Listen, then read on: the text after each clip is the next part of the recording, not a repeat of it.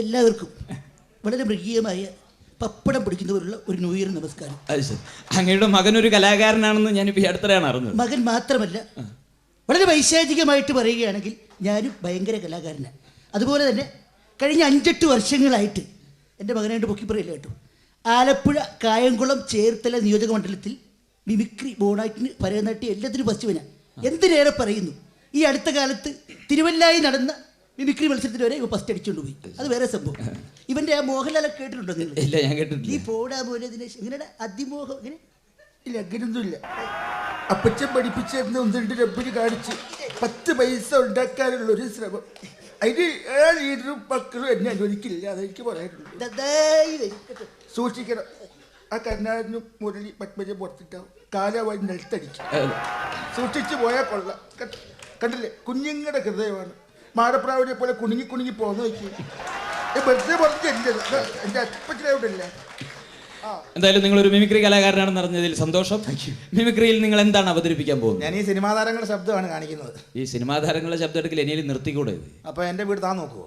അയ്യോ, ഞാൻ അതല്ല ഉദ്ദേശിച്ചത്. പുതുമയോടുകൂടി പുതിയ വല്ല രീതിയിലും ഈ പ്രോഗ്രാം അവതരിപ്പിച്ചോളൂ. അങ്ങനൊക്കെ പറഞ്ഞ് ഞാൻ കേൾക്കാം. ഈ സിനിമാ താരങ്ങളുടെ ശബ്ദം മോർഫിംഗ് എന്ന് പറഞ്ഞ സംഭവം ഉണ്ടല്ല, അപ്പൊ ഒരു മോർഫിംഗ് ആണ് അവതരിപ്പിക്കുന്നത്. ഈ ശബ്ദത്തിലുള്ള ഒരു മോർഫിംഗ്. ഇപ്പൊ നമ്മുടെ ഈ അന്തരിച്ചുപോയ നടന്മാരും ജീവിച്ച നടന്മാരും തമ്മിൽ അവരുടെ ശബ്ദമായിട്ട് ഏതെങ്കിലും മൃഗം, അല്ലെങ്കിൽ പക്ഷി, അല്ലെങ്കിൽ ജീവി, അല്ലെങ്കിൽ വാഹനം, ഇതൊക്കെ ഭയങ്കര സാമ്യമുണ്ട്. അപ്പൊ ഈ സിനിമാ താരങ്ങളുടെ ശബ്ദം ഈ പറഞ്ഞ ഏതെങ്കിലും ഒന്നായി മാറുന്നു. അതല്ലേ? ആദ്യം നിങ്ങൾ ഏത് നടന്റെ ശബ്ദമാണ് മോർഫിംഗിലൂടെ മാറ്റാൻ പോകുന്നത്? നമ്മുടെ ഈയിടെ അന്തരിച്ചുപോയ നരേന്ദ്രപ്രസാദ് സാറല്ലേ, അദ്ദേഹത്തിന്റെ ശബ്ദം ഒരു വാഹനത്തിന്റെ ശബ്ദം ഭയങ്കര സാമ്യമുണ്ട്. നരേന്ദ്രപ്രസാദ് സാറിന്റെ ശബ്ദം മാറി ഒരു വാഹനത്തിലേക്ക് പോകുമെന്നാണ് പറയുന്നത്. നമുക്ക് അത് തന്നെ നോക്കാം. അദ്ദേഹത്തിന്റെ ആത്മാവിന് ദിശാന്തി നേർന്നുകൊണ്ട് കാണിച്ചോട്ടെ. കാണിച്ചോ, എടുത്തോളൂ.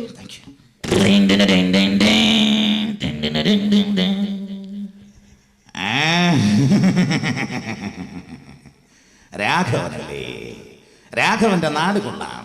കുട്ടനാട് എനിക്ക് ഇഷ്ടമാണ്. വള്ളവും വെള്ളവും പുഞ്ചപ്പാടങ്ങളും ചെമ്മൻ പാതയും ചെങ്കല്ലുമൊക്കെ ആയിട്ട്. പക്ഷെ ഈ നാട് അതുപോലെയല്ല. ഇവിടുന്ന് പോകുന്ന ആ രാഘവ നല്ലത്.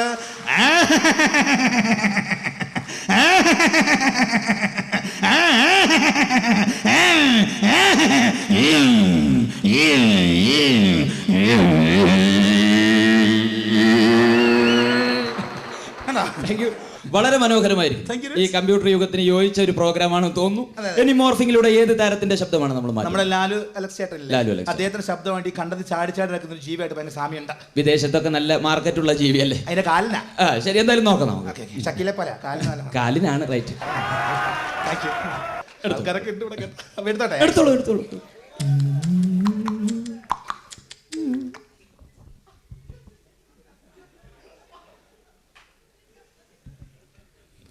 ഹലോ, വളരെ പേഴ്സണലായിട്ട് പറയുക.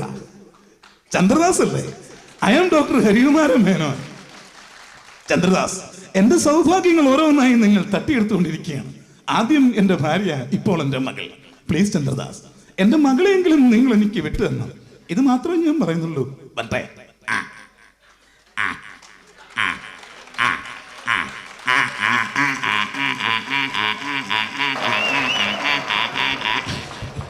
വളരെ വളരെ നന്നായിരിക്കുന്നു.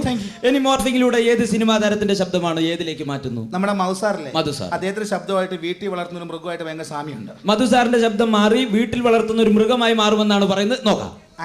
എടുത്തോളൂ.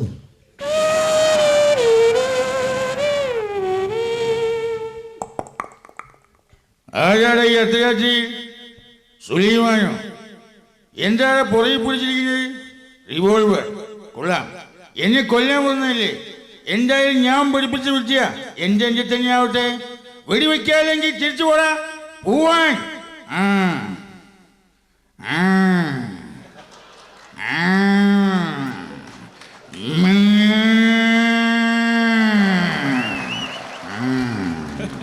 താങ്ക് യു, നന്നായിരിക്കുന്നു.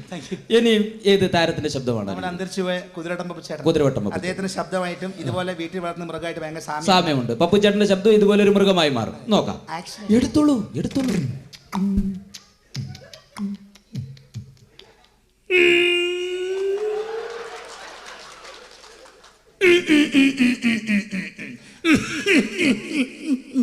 ഹലോ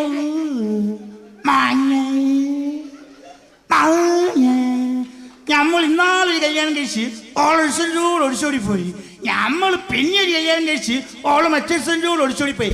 അത് പറഞ്ഞപ്പോ കള്ളിന്റെ ചിരി കണ്ടില്ലേ, അടി വെച്ചത് ഞാൻ.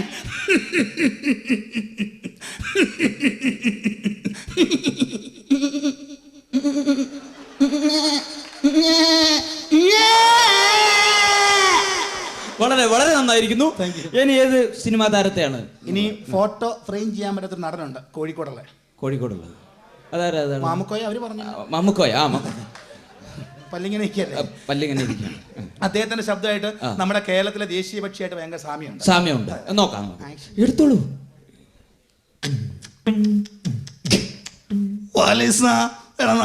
മോനെ, കാലിഫോർണിയക്ക് ചരക്കുണ്ടോന്ന് ഒരുവാണിത്.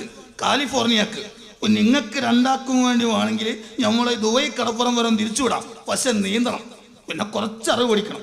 ഒന്നുമില്ല. അസ്സലാമു അലൈക്കും വലൈക്കും അസ്സലാം. മതി, ഇത്ര മതി.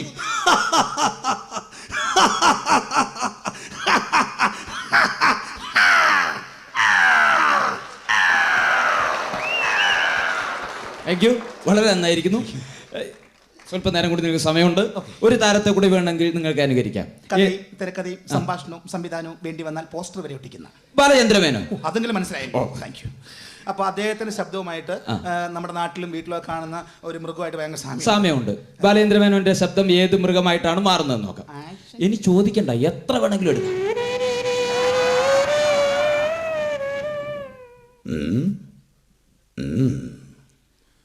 മോനെ, രാജപാളയം എന്ന റെയിൽവേ സ്റ്റേഷൻ ഉണ്ടോ? അവിടെ നിന്നെ പ്രസവിക്കാൻ സർക്കാർ ആശുപത്രി നിന്റെ അമ്മ കിടക്കുമ്പോൾ 16 മണിക്കൂർ ഈ ബാപ്പ കാത്തു നിന്നിട്ടുണ്ട് മോനെ. എനിക്ക് എൻ്റെ മോൻ്റെ 5 മിനിറ്റ് ഉണ്ടല്ലോ, ഒരു ബുദ്ധിമുട്ടുമില്ല.